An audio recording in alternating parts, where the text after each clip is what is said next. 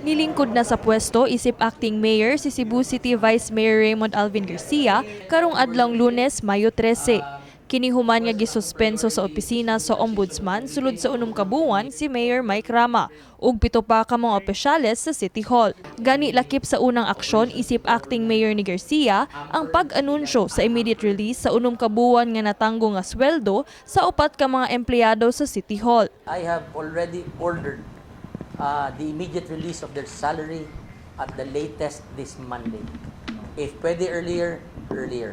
Dakong kalipay sa 4 ka mga empleyado human madunggan ang bag-ong kalambuan gikan sa acting mayor.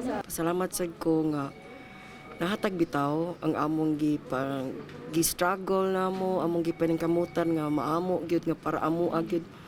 Murag na feel magud namo nga wag bitay hustisya kay for 9 to 10 months among antos. Uy, malipay gud mi anak at least makanik ang among GSI. Kuyawan man gud mi actually among problema ni among GSIS, among CFI kay nagpatong-patong ang penalty. Pasalamat mi kay for pila ka months bitaw.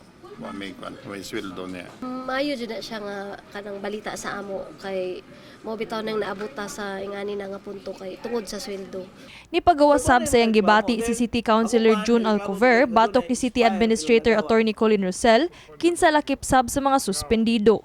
Dako kayo o patawag dato dipikto ang pagkatudlo ni college. Dako kay dipikto sa administrasyon kay wala matuno. Wala mo tuno si Collins, wala mo tuno sa plano sa mayor. Wala sa matuno si Collins sa plano sa konsiho. Kumbrabag sa piano pala, yabag ba? Yabag. Hangyo sa konseho sa syudad sa Sugbo nga hinaot dili na mautro sa bagong city administrator ang pagdumala nga susama kang Rosel.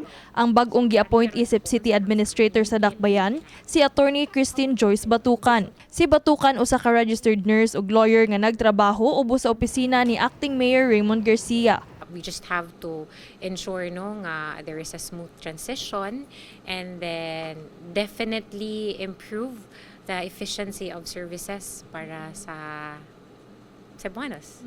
Nagkanayon sab si Garcia nga wala siya paggahimuong reshuffling o reappointment sa mga department heads apan dugang niya nga posible kining mahitabo kung magkinahanglan. As I've said, I don't want to rock the boat because I want everything to happen smoothly. But along the way, if I feel that there is a need for a change, especially in the department head, I will change. Kini si Queenie Holigon alang sa MyTV, Cebu.